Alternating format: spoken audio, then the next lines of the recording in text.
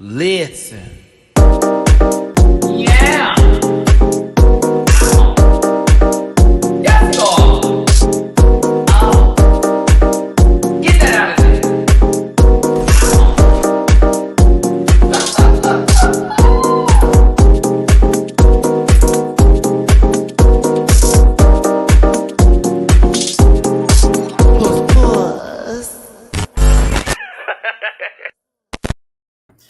Hey everybody, it's your boy Matty Rants. Thank you so much for tuning in to the Chantal, not that Chantal, channel today for Euphoria Season 2, Episode 7 review. My goodness, that was one for the books. Personally, I think one of my favorite episodes. I think Season 2 has held it down real good. Hope everyone's been having a great day. I know it's Tuesday and this show came out on a Sunday, and we're a little off track because normally these reviews are on Mondays. As you remember, I was out of town this past weekend and everything kind of got shifted. So we will be back to reviewing the show on Mondays. Actually, the finale is going to be this upcoming Sunday. So the last review of the show will be, oh, that's sad, will be next Monday. Yeah, we need to get into this one today. Also have a little chit chat talk time too, but in reality, y'all, in less than an hour, the premiere for UK versus the World, episode 4 will be starting. And I made sure to do this live on purpose this early, so that way it wouldn't mess with that premiere. Because I also need to do my reaction for that as well. Yes, I've had my libations. I'm feeling wonderful. But I do appreciate every single one of you for being here. We're going to talk about this show. Lexi is the greatest. GOAT. So you can find me on my social media links at MattyRants everywhere except for Twitter, which is at the MattyRants. There's a link tree in the description where you can click on that. It'll take you everywhere you need to go. So grab a branch, eat some fruit, Activia, poot. Appreciate y'all so much for being here. Don't forget, I also do reactions on Patreon. And yes, I did get to do a reaction for this one. Unfortunately, for season 14, the most recent episode with the Daytona Winds, I did miss that because I was out of town when the episode aired. But I will have the next episode available for the reactions, of course, as well as my reaction for UK versus the World, as I just spoke about. If you want to drop a little tip in my jar just for being a host for the most today, it's downstairs below with paypal.me/MattyRants, Cash App $SimonRants, Venmo MattyRants. But a thumbs up on this video is just as important, muy importante for the algorithm gods there for YouTube, and get in that comment section after this. But I appreciate you so much for being here in my live, as you are my co-host. Oh, let's go ahead and get some of these people here. Blunson, I saw you're available in here at 7 a.m. Thank you so much for tuning in early in the morning. I appreciate you being a part of you and me being a part of the wake up system. You know, good morning, good afternoon to everybody else. Good evening, if wherever you're at. Shelly, how you doing, baby? Mina, what's up? Hey, Paranoid. Mimi. Hey, Ellen, how you doing, baby? Said, what's going on? Yeah, hit that like button, please. Nakia. Every time I see your name, I think of Kill Bill. With Vivica Fox. Go to your room now. Hey, Felicia, what's going on? Leo Sims, Ethan was amazing. Oh my goodness. You know, I could only get certain screenshots for this particular episode because, you know, as usual, there's a lot. Let's see here.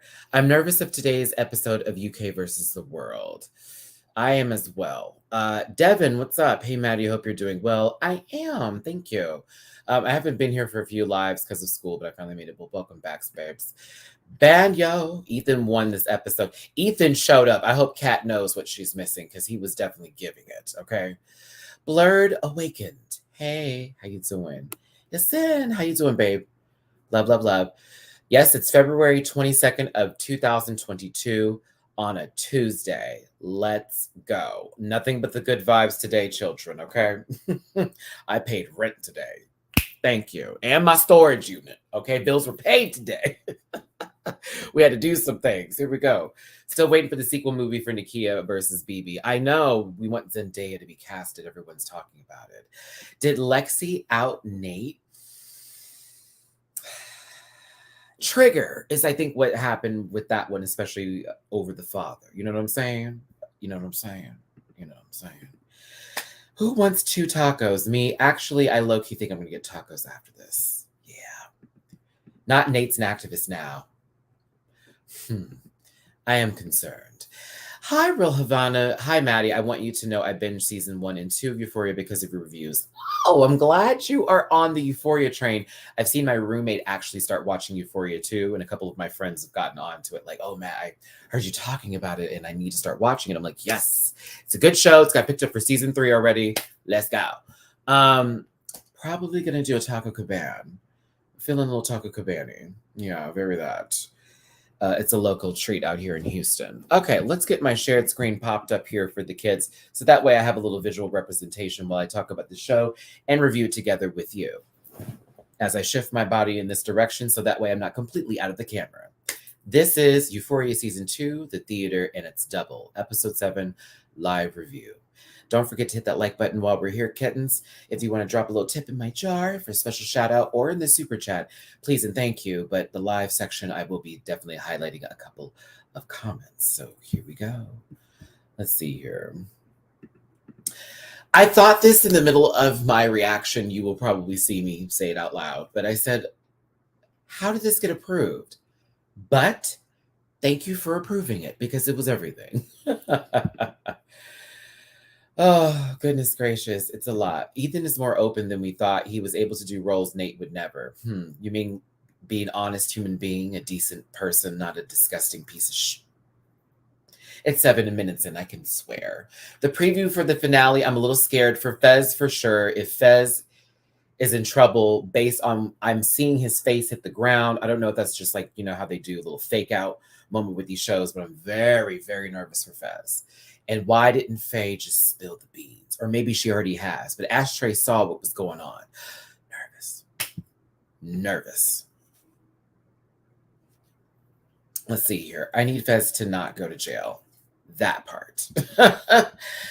All right, so let's get into this episode because a deep breath was needed before the start as Lexi is preparing herself to basically give the world, or at least her classmates, a preview into her life based off of her perspective, as this episode is Lexi's play called Our Lives. That's really her life, but more so her perspective of everybody else who's around her, the 5 people, or I guess 5 including herself, that would be included into her best friend circle, which would be her sister Cassie, her best friend Rue, Cassie's friend Maddie, and Kat being Maddie's best friend. Like the 5 amigos, you could say. But the deep breath was such a start for me because honestly, who knew this is where it was going to go? Baby, the overture. I was like, what is happening here? Lord God Almighty, I cannot. It was the music that was used with this one too, y'all, that I really enjoyed because it was Lexi's narration of what we have not seen and what we have seen from her perspective. And the music reminded me of some sort of like 70s, 80s era, like I want to say like a melodrama type of show, or possibly a very vintage feeling movie. It was so entertaining to listen to the music this entire episode, as well as get into how it played out through Lexi's narration. I thought the play was fucking phenomenal for what it's worth. Plus, the way that we could watch the characters interact with seeing themselves in this play and slowly but surely realizing it's about them. I found that to be incredible, especially the way it was done. Plus, as we're watching the episode, there's moments of transitioning in and out of real life where it's Lexi who is playing herself in this play, but also Lexi who is acting as herself, playing Grace in this play, you know. And it's interesting she would name herself Grace. Alum, thank you so much for the super sticker. Appreciate your love and happy belated birthday. It was yesterday. Happy birthday again, babes.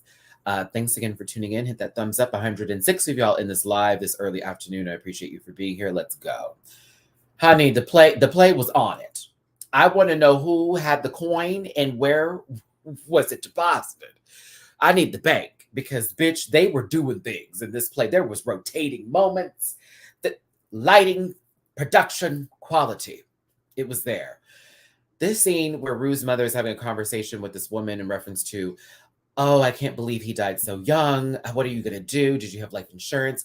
All of this, that, and the other. It felt very real to like listen to what was happening when that was taking place from Lexi's perspective, and like feeling completely sad for Rue's mother. But also, can we give a shout out for Lexi and Cassie's mom real quick? We knew she was that girl.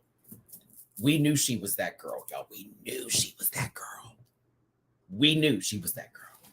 I'm so happy to see this lady was doing her dishes, trying to help her out while all this stuff was going on there. I said, baby, let's go. Baby, let's go. I'm here for it. I loved it, loved it, loved it. Loved that part of this episode. It was such a nice moment to see, because that lets me know they're very close. And the whole intervention scene now makes even more sense, because they've been in each other's lives for quite a long time. So you can definitely tell that hold on, let me get my marker over here. She's confided in her with her husband's problems. She's confided in her with the death of her husband. They've been there for each other. So I was like, okay, see, this is what I'm talking about, where we get into these later moments with the show and we start to see and piece together these moments. It's like, okay, I'm here for that. Moving forward through this is, of course, when we start to realize that this is now us in the play and how it's now being narrated through. Again, shifting through reality with the actual actors who are playing the real characters versus the people who are in the play who are playing the characters. In and out, in and out, in and out. Let's see here. Okay. Moving forward here. I'm seeing the comment section right now, y'all. I'm just going to push through just a little bit. I'll jump in just a moment. I just want to get some words out here before I start getting into people's opinions that may stray away from the narrative of me just explaining the episode while I review it. But once we get into the lights that are shining above, and of course, Lexi's reading this poem to Rue after noticing Rue literally do a line of something, little whatever crushed up pill she was taking. It's the fact that that literally plays out in front of the entire class and all of the parents and whoever is there that had a ticket to this play as Rue is watching her life play out in front of her. This is insane. I was like, bitch, I don't know how I would feel about that. Okay, Rue, this is Rue looking like, now, bitch, now what's happening here? But this is reality, and this is Lexi's story.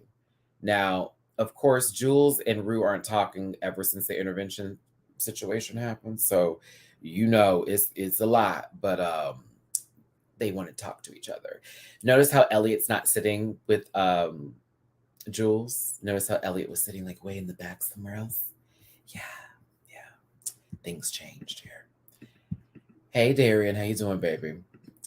I thought they were moms for a second. I can't. Blun, she has a drink every time you see her. Yeah, she's always drinking. The set is impeccable in relation to her real room. Exactly, which I thought was kind of amazing, and I felt like it was done on purpose. Maybe it's really not the quality that we actually would get in a school play, but this is a TV show, so give us the draw. I thought, damn, can we not trigger Rue? But luckily she enjoyed the show. Yeah, that's funny how Rue was watching this and she's sober at this point in time and sort of like getting the idea behind Lexi having this conversation and feeling that she lost that connection with her best friend. I love the attention to detail with Rue's bedroom. If one of my parents just passed away and someone started reading a poem to me, I would have probably slapped them. I wouldn't. I don't know why I didn't realize they were the actors. I thought they were cousins of Rue.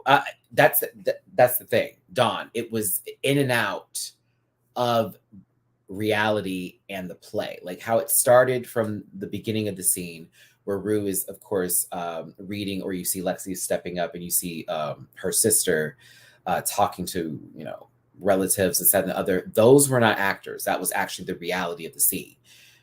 Once she passed the mothers and she gets to the hallway and we see the actors, that's when you realize, oh, so the play has started already. And what we got was the reality, but it's actually being played out on stage. It's flipping in and out, in and out.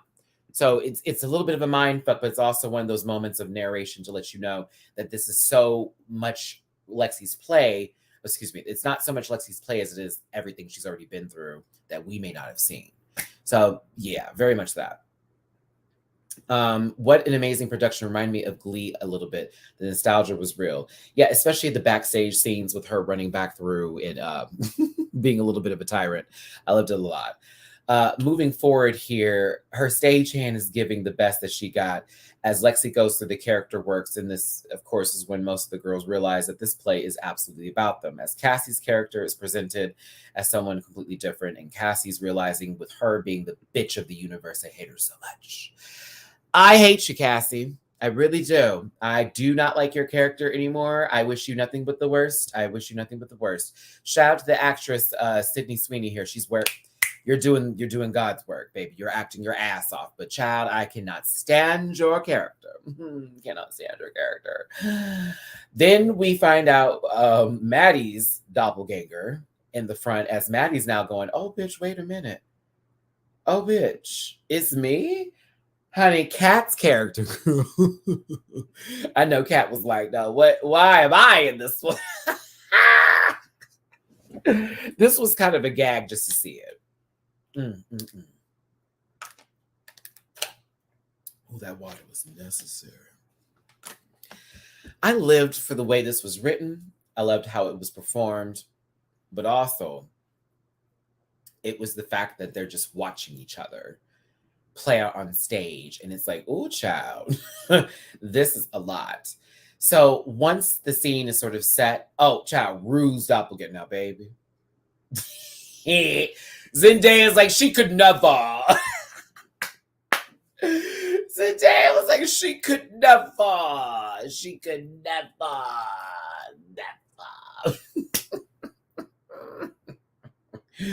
Oh, goodness. The characters are given our life. Honey, once Maddie says, is this about us? And the title card is set. Bitch, here we go. We've been waiting for this play this entire time. We also see that Lexi and Fez have been talking about this play for quite some time, and the relationship has been building up very slowly as Lexi narrates through this episode, including Fez, when we see him getting dressed and how excited he is to be with this girl over their real-time love that's happening here. They're taking it slow. They're doing it right. Fez is showing his innocence along with Lexi showing her finally taking initiative and her wanting to make her dreams happen while he supports her fully. It's a very good scene, but also there's a lot happening in Fez's world that we'll get back to in a second. As the play goes on,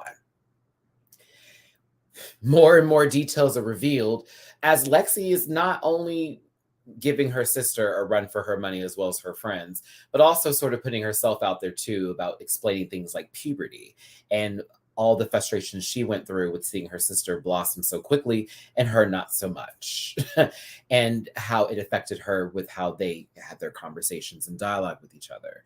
Lexi is the MVP this episode, but her mother is truly Miss Congeniality.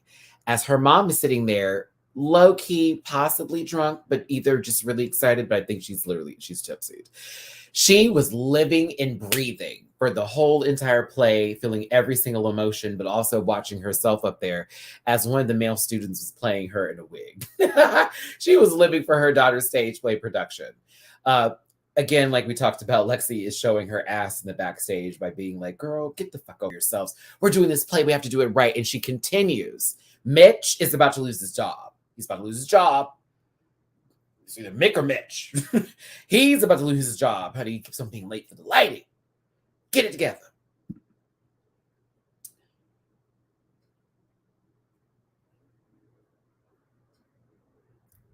We can confirm that Faye likes Fez. Can we not? Was this not all the confirmation that we needed with Faye helping Fez get dressed in this moment? We never see her smile like this ever. Like, please, let's roll the tapes back. I haven't seen this character give this kind of mug the entire time I have watched this season, excuse me. I was like, oh, she likes him. Yep. She likes him. And this, everything seems more normal for her with Fez. It's very that. Let's get into this comment section real quick here. That random scene of Kat dancing had me so confused. I mean, that was low-key just giving up that Lexi knew about the whole webcam situation, child. Cassie's going to have a meltdown of great proportions after all of this is done. You saw the to be continued. Let's see here. And I'm wondering if the actors are fellow classmates, because child, that they are fellow classmates. So yes, now they know all the tea. Kat's character looked good though. She did with the makeup. I was kind of here for it. I said so earlier, the part of the end felt like it was just stuck in there. I don't know what that's about. We'll get to that later. Not Lexi not giving lines to play Kat, just like in real life. I mean, that's the director's fault there. Saying Lexi backstage being assertive for once and taking charge was great. We were in her element. Yes, I love that. I thought for sure Rue would have reacted more considering Lexi exposed her drug use to the entire school. I think the entire school was quite aware that Rue literally almost overdosed. Everyone talked about it. I don't think that was a secret at all. I think the entire school was quite aware of her habits, and pretty much, I think, yeah, I'm gonna stick to that. Sydney could play Carrie. She could. I low-key thought the play was going to get written off or sidelined by Rue's relapsing. Well, we didn't have that, thank God. I don't remember Lexi being in Euphoria this much last season. Nope, but they gave her much more of a bigger role, and we're all happy for it because a lot of us asked for that to happen. The transitions were so good this episode, kind of confusing too. At times, sometimes it would throw it off, but not too much because in reality, it felt like everything fit together so well, especially with what scene would play out. And then it's almost like the person would then be highlighted to then get into the memory of a moment that passed before the play actually aired. Like almost like reliving the last episode a little bit and continuing conversations that were cut short by needing to move on to different scenes. Notice how sober Rue's skin is literally glowing because she's getting better. It kind of makes it look like Rue is looking at her former self, just like how Ali was jabbing at her and she didn't react. I noticed that too, Cameron. Good comment.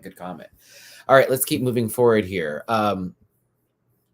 She is living for this moment with Fez, but of course, there's something looming in the background here as her gross ghost. Just, I can't stand that dude. He's sitting in the background, ready to screw this over and completely mess over Fez. And Ashtray, as the feds are on his butt, since, Mouse's girlfriend has sort of become a little bit louder than usual since Mouse has been killed, and now they're trying to pin the whole thing on Fez and Ashtray, which, I mean, they've been getting away with it for this amount of time, but now, what's going to happen? Please don't let nothing go down here. Girl, I'm nervous. Thanks again for tuning in, everybody. Please hit that like button. Thanks for being here. Don't forget to share, subscribe, and get in the comment section if you are new here. And also, if you want to hit that tip jar up, paypal.me/MattyRants, Cash App $MattyRants, Venmo, MattyRants. Let's keep the ball rolling. I swear, there's this person that gets in their car and just likes to just be loud, girl. All right, moving forward and moving on. So this sequence of Lexi feeling after the 433 days that, her and her sister's age difference is, as far as where puberty is concerned, she would finally hit that mark. It was really everything. And I lived for it. And she was giving and serving. And Cassie should have felt some kind of way because, yes, Cassie, this is literally you. This is literally your character. You only care about a man. And being the person who is like cared after for caring for someone. It's insane. So it is now fully, here they are. Nate and Cassie are walking through school together. They are a couple officially. Cassie dresses just like Maddie because Nate buys all her clothes and dresses her like a doll. And she's okay with him telling her what to do. Yep. Cassie has fully lost her fucking mind. And I hate her. I hate this character so much. I find her vile, disgusting, sad, pathetic, gross. I find no remorse for her whatsoever. You are the worst of the worst.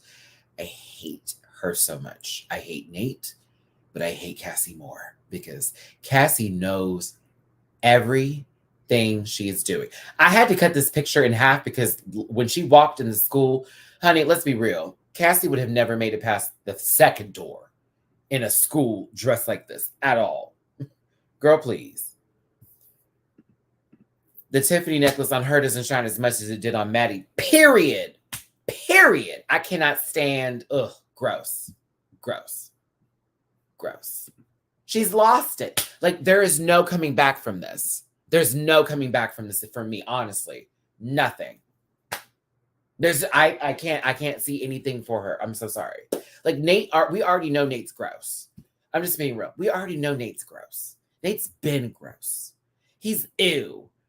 But Cassie, you knew better. You knew better. And you still are dirty boots. You're a dirty hamster. Cassie is a dirty hamster, and I hate her so much. There, I said it.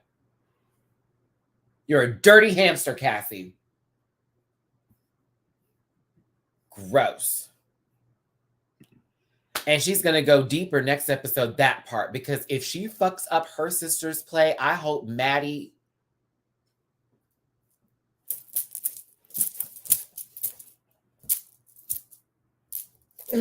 just bow. Oh, I hate her so much. Gross. I would not pick you as a villager on my island for Animal Crossing. No, I will not design a vacation home for them. Be gone. Be gone. I'm telling Isabel. Ew.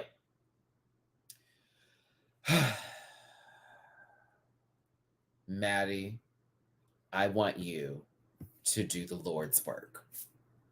Now, I have never rooted for somebody so much in my entire life. When I say, Kat, you are background, I'm sorry for you, sister. Barbie, you deserve better. Maddie, as a Matty, okay, to my Maddie, to my Matties, all this around the world. Oh, bitch, you need to act up soon. Ain't no way you are going to let this blonde girl punk you this bad. No, baby. Nuh-uh. I need her to be dragged soon. I just can't. Because Maddie's like, really? That's what we're doing? I'm like, what? What do you mean? Girl, if you don't get the fuck out. I know she is brewing and just waiting for the right moment. I know she is. Moving forward. As we see, it's dipping out of reality within the play and with the with the characters playing themselves, right? So as you can see, the Cassie and Lexi are playing themselves in this play portion, but this is more so a flashback with them just being in child's clothes as they see their father is completely out of it. You know, he was also an addict as well, and how that affected them growing up, especially for Lexi, because Cassie literally kept a very positive outlook of her father. We saw this in previous episodes before when we got into Cassie's story about her dad, right? So Lexi, on the other hand, had a different experience with this, and Cassie was having to watch that play out through the play, where Lexi was absolutely affected by the situation, where she was completely just torn down by seeing her father be this disgusting, and her not even wanting to be around it, but not wanting to make her sister upset, as her sister was blaming her for having a bad attitude. Like, that really pissed me off. Like, you don't want him to see you upset. Like, don't make him feel that bad. I'm like, oh, it was so disgusting. Again, this is why I call Cassie a dirty hamster, because she's always been that girl. She's always been that girl. Always been that girl. Mini 93. I want to hear this one right here, babe. Let me get it over. The way Cassie has always put herself in danger to be appreciated by men.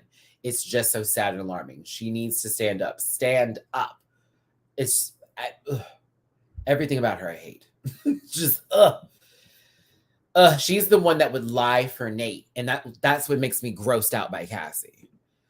The scene lets us also know that Lexi had met Fez a long time ago, and there was always some sort of relationship with understanding that Lexi was on the outside of seeing certain people who were close to her who were also addicts, like her father as well as Rue. Lexi doesn't want to tell Rue what to do, but she wants to be there for her, but they're growing apart because of Rue's addiction, as well as Lexi not being able to face her own inner demons in terms of speaking up for herself and owning who she is. Beautiful scene, beautiful part of the play. I love how Rue was reacting to all of this in a positive way versus a negative one. But this also gets us into the scene where we were talking with Rue and her sister in the last episode over, Gia, Rue and Gia, when they were talking over, I guess their feelings, I want you to be better, da, da, da, da. But there was something that was said that struck a chord with me. And if you're watching the reaction, you will probably see me break down in tears over this. But when Gia asked the question to Rue about, do you ever feel like you're going to lose memories or forget certain stuff about your parent as the years go on, and you're afraid of that? And how do you not make those moments go away? And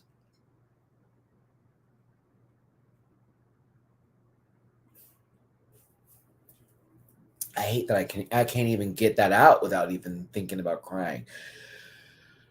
Because I relate to that tremendously.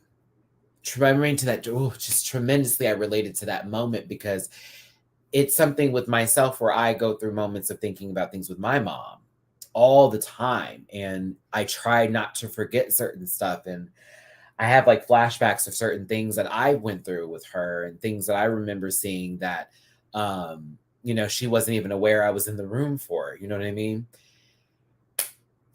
And so hearing that's why this show always gets me. I related to that moment, and that being afraid of losing those, memories and the voice. Like I'm sad today that I actually have a phone now that I had my mom's voicemail on, and it was the last little message I had, and I can't find that phone for the life of me, and I still am mad at myself about that. But I completely related to this. I know a lot of us felt that scene, and how do you relate with grief that way, with losing someone? I wish I could have this conversation with my own siblings, and sometimes I can and sometimes we can't, because it's still a very hard topic with my family, with losing my mom. But yeah, this scene was very touching. And again, it's that moment of the reality that they are all facing from different perspectives that is then placed into this bubble of Lexi's play that is now playing out for an audience, but also for us as an audience that are seeing this in a different perspective, and how it affected everyone in different ways. There's a dancing scene that took place with Lexi and her father, who was played by Ethan, who was playing multiple roles. Go ahead, Ethan. It was a very interesting moment for Cassie and their mother, because that was a scene or a memory they both shared that was told differently from Lexi's perspective. And again, like we talked about, it's sort of this bubble that we're seeing of people watching themselves through a loved one's eyes. And watching her mom cry was just so sad. And I was really living for her as the character. I always thought to myself, if my mom was still alive, how would she be in the audience, and picturing my mother going through the emotions myself, very much that. What's going on, babe? What's happening here? What's happening? Let's see here. Ethan also needs an Emmy. Absolutely. He was doing the Lord's work this episode. Yes, same here. I lost my aunt, who was my second mom. She was 3 very young daughters, and the youngest, I fear, will forget her. It saddens me to think about, but we have to do our best to remind her. Yep, all the time, love. I'm still upset with my father for keeping a photo album for me. He will not let me have that. It has a lot of memories of me and my mom, but he refuses to give it to me. So one day I will find a way to find it. But it was a very sad scene here, and it was also relatable too. But Cassie breaking down in that moment because she misses her mother, of course, but she also misses her father, and She definitely has given up on herself as an individual or a human being because she now wants to be Nate's dirty little hamster. And she is allowing him to completely control her life. It's disgusting. I hate her so much.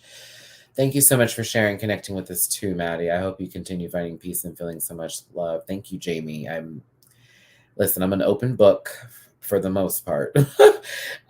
So I appreciate y'all allowing me the space to tell my truth and talk about my stories, as well as share along with shows like this that bring out those moments from us.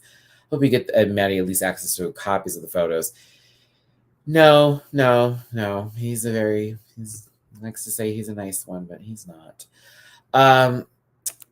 Yeah, boo Winnie Sisterberger, boo. I can't with her. Gross. This guy is really just also, he's not a dirty hamster, he's a dirty gerbil.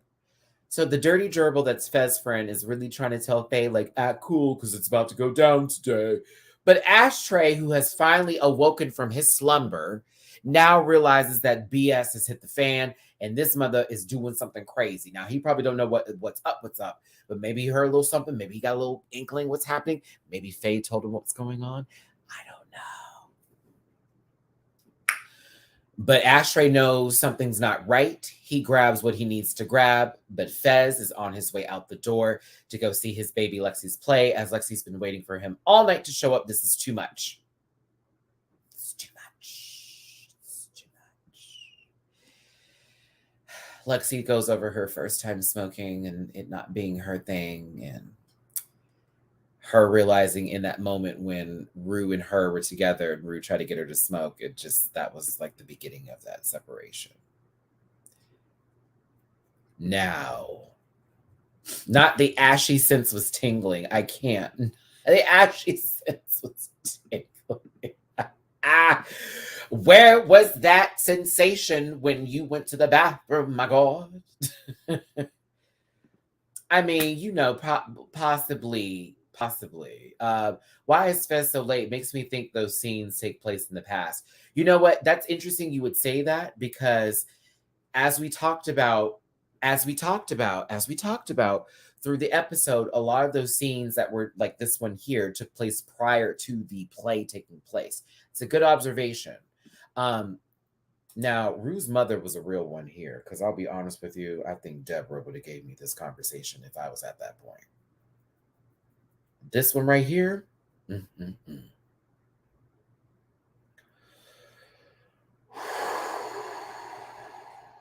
Okay. So when her mother told her that if it's between losing one daughter or two daughters, I choose Gia. I'm choosing Gia.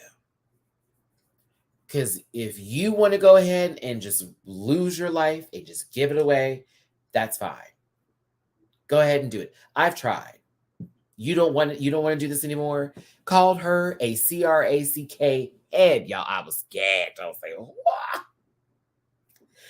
I think my mother would have done this to me too if I was at that point, honestly.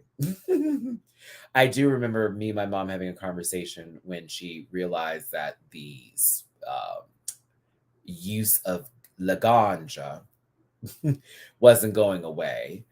And she at first was really upset with me, but then she got over it, because when my mom got really sick, like they told her she could be on CBD oil and all that kind of stuff. And then she was very much like, I understand now. And I'm like, I know. But back then she gave me that speech, like, fine, if that's what you want to do, just do it. Okay. But look, just tell me this. She's like, just make some money, have a job, finish school, all that kind of stuff. I understand. Trust me, I understand. And Rue, I think Rue kind of hurt her mom in this situation as well, because Rue at the play looks completely different than we see her here. But also, like, Rue, you kind of have lost everything. Like, you also have these people still looking for you, because if we remind ourselves, y'all, that drug dealer has not gone away. And Rue still has a debt that needs to be paid. Okay. Rue mama said, girl, bye. I'm going to focus on the child that actually wants to get help. She said she's getting D's in math, Rue. Did you know that? Did you know your sister's getting D's in math? Do you know she's been in detention 3 times in the past 2 weeks? No, I didn't know. How could you know? You only think about yourself. Oh! After. Ooh, I'm telling you, Chi-Chi, everybody takes it some time before they get to a breaking point. And once you realize that, you know, you only got 2 girls left after your husband's gone, and one of them is just clearly not giving an F, and the other one is going almost down the same path, you got to stop. You know what I'm saying? My mother had that conversation with me when I was 16. From there, I changed my ways. There have been a couple of moments I've had with my parents where words have stuck. You know what I mean? Where I needed to hear it. Other times I wasn't caring. But there have been those moments in our lives where those words stick, and they stick hard too. You know that Rue was shook hearing that. You think your mom will always take care of you, but Rue is out here preventing her sister from being cared of. Man, yo, this is the scariest place you can be with a parent when they are upset, when they aren't upset, but you have disappointed them. It's them now saying, at what point have you not taken my advice to save your life? As someone who has raised you, cared for you, bathed you, did the full work, now you're just giving up. This was deep. I love this conversation. Other reviews were saying she's in the wrong for saying that, but no, you can't make someone appreciate their own life if they chose you today. Who's saying they're what? Let me explain something to y'all. Okay, see, this is where now I'm about to talk here. I'm about to have this conversation with you. I don't know who the fuck lying to these people. Crystal on my Cash App, thank you for the tip, baby, for being a light and paying it forward for my birthday. What's today? Is today the 23rd, my sister? Oh, your birthday's tomorrow. Happy birthday, Crystal. Thank you, baby. Listen,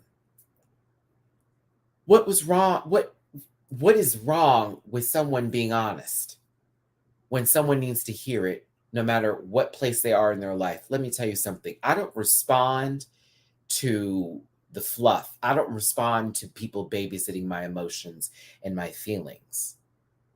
I'm going to be very honest with y'all.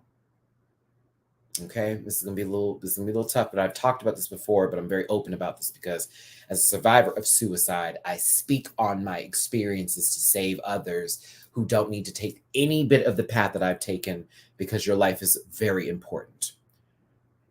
I was 13, 14 years old.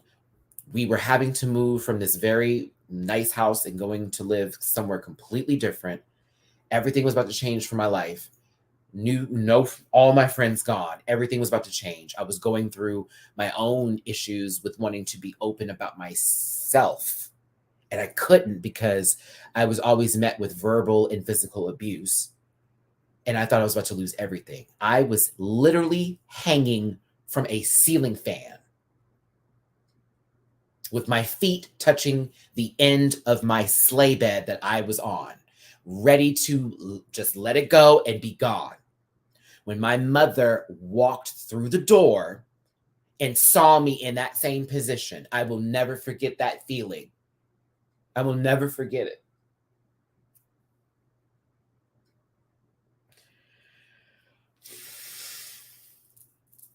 And my mom looked at me and she didn't say, "I love you, stop what you're doing."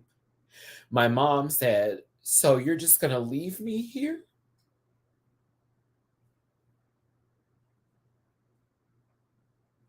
How selfish of you, Matthew.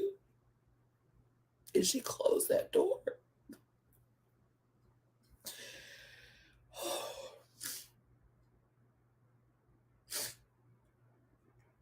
I untied that belt. I got off that bed and I walked out the door. My mother was sitting on the outside waiting for me. And she goes, "I'm so glad you made the right decision. Never make that decision again." So if you sit here and say something like that, where a mother can give tough love, is wrong to save someone's life, you are absolutely crazy. Because everybody can't be spoken to the same way. I needed my mom to really remind me that it's not just about me. Okay. And I think that Rue's mother did the same thing for her when she told her that her sister, who Rue loves to death, is literally falling just like her because of everything that Rue is doing that has been so selfish. And you know what? I am very happy I am still here because I got to see my little sister's baby girl and my niece be here and my other nieces and nephews be here. And I got to meet some of the most incredible friends I've ever met in my life and start this channel and be on this journey. And if I had made that decision back then, and the decision I almost made at 26 when I lost her, and the decision I almost made again in my 30s when everything wasn't coming together, I wouldn't be here. Choosing life is very hard for some people because we all go through things that really fucking suck. And not everybody can deal with the same emotional intake every day. You never know what someone's going through in life. So to then judge somebody based off of words that are being given to them to save a life is ridiculous. It's absolutely ridiculous. And I'm sorry to get emotional like that, but I'm glad I read that comment that expressed that feeling because of the fact that seriously, you're important. I'm important. We're all important. I don't care how people feel about me, about shit I've said before, where they're mad and this, that, and the other. Those people have just as much a right to still be alive as me.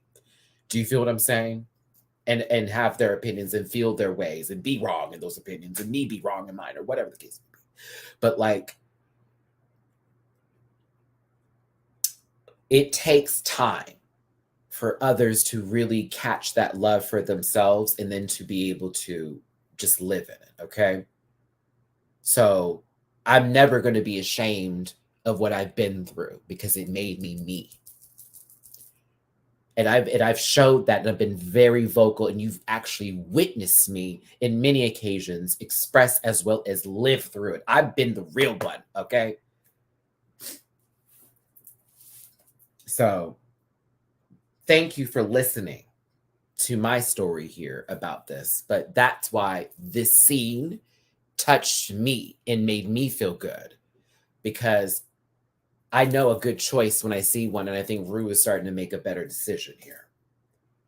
Like, don't let everything go because of one moment in your life that really tore you apart. And my mother may not be here, but I'm still here giving her same excellence that she gave in terms of the love I literally tried to give y'all as much as possible. Because that's all she did for me. And that's what I want to do for y'all and the rest of the world. My goodness. Excuse me. So, let's continue with this review. My God. Oh, wow. Okay. Goodness. Got me out here crying. Oh. So, as the play continues on with Lexi and Cassie, with Cassie and Maddie now getting their scene of showing how their friendship began and how much closer they got, there's a really powerful moment, but also a moment that Maddie and Cassie recognize where when Maddie's parents were fighting and she was honestly going through a tough time in her life, Cassie was a friend and Cassie was there to pull her back together. And then you look at what has happened now and what's been transpiring. Like, Cassie had to leave and walk away from that moment because she is a dirty fucking hamster. And she's disgusting and gross for what she did to Maddie. This transitions to the scene of what happened when they went up the stairs in 2 episodes ago, because we never saw what took place after. They just ran after each other. Like, what was going on? She was banging at that door, asking her why would she do something like that, but also not just saying that she was mad at Cassie, but she was extremely mad at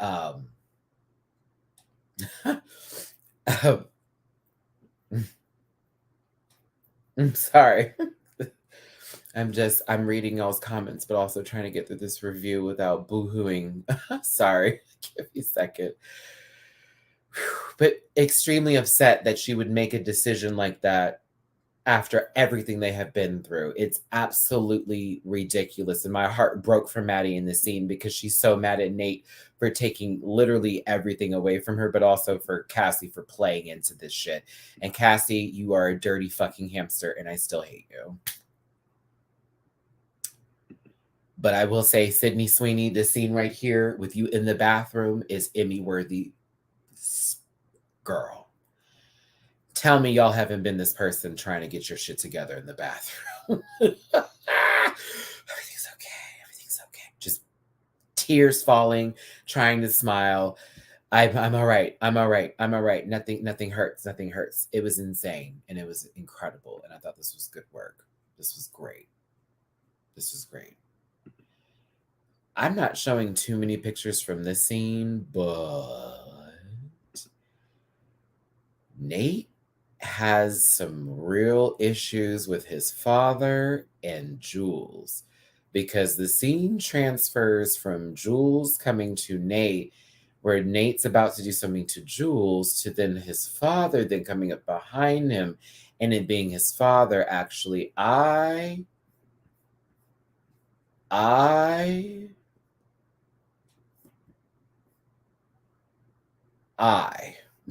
was like, where is this going?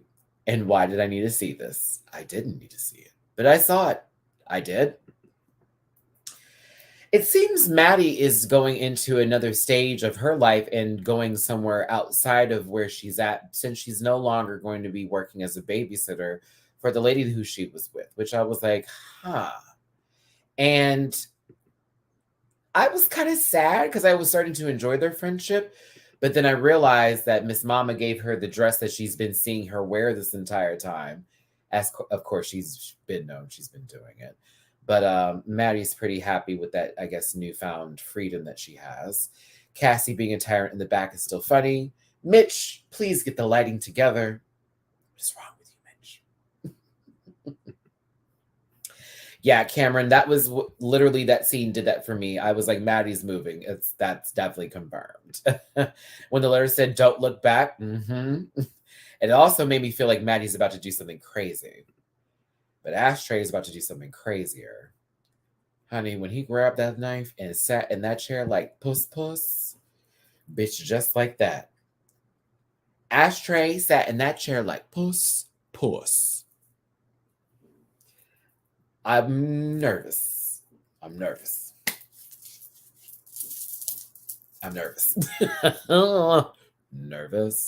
Nervous as I. Ooh. Something's gonna happen.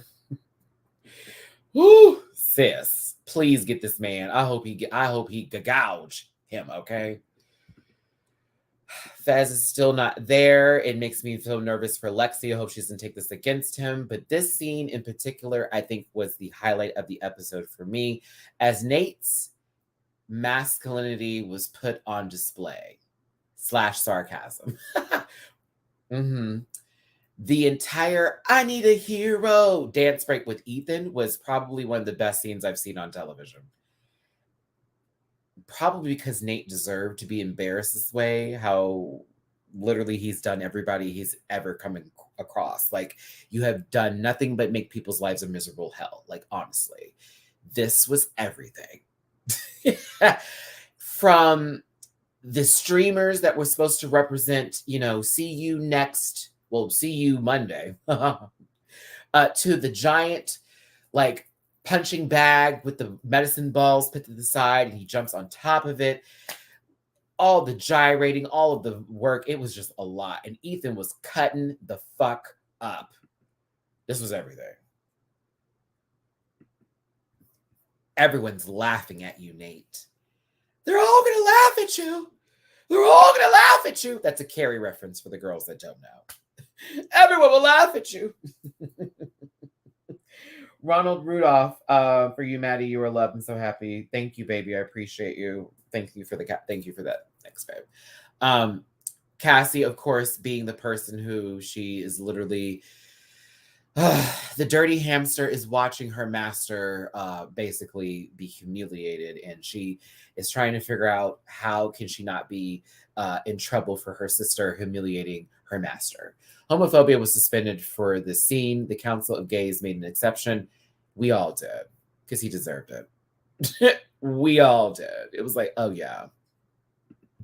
Rue's face.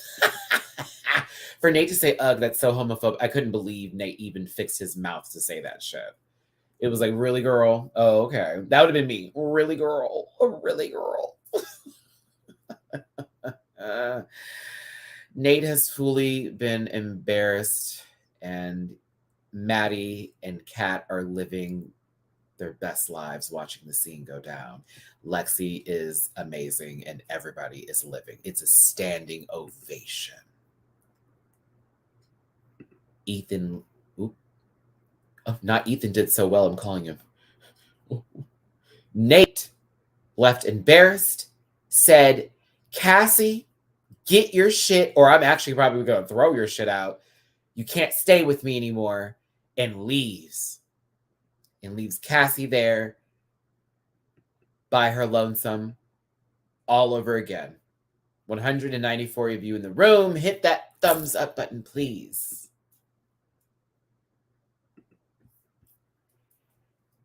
Cassie has walked back, completely losing the last trigger that she has left in her brain, breathing hard on the glass door, for us to then be given a to be continued sign for the finale that is next Sunday. Uh-oh.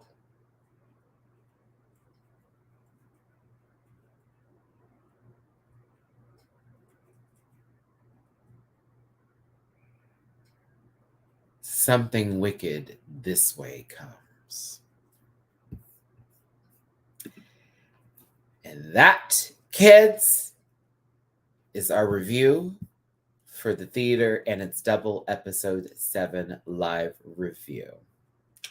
I did it within an hour. Yes. That was the goal today. I did it in less than an hour. I did it. Oh my God. Oh my goodness gracious. Y'all got me crying today. I hate this show. I love this show so much. I hate this show. I love this show so much. Always triggering me. Thank you. Hold on. Hold on, Jelly Bean. Thank you. Thank you. Keywords this week's episode were dirty hamster. Dirty hamster was our keywords this episode, as Cassie is a dirty, lying, stinking, fucking, gross, deplorable, shit, face, stained, disgusting hamster. I hate her. Sydney Sweeney is a great actress, but oh, I hate Cassie. Down.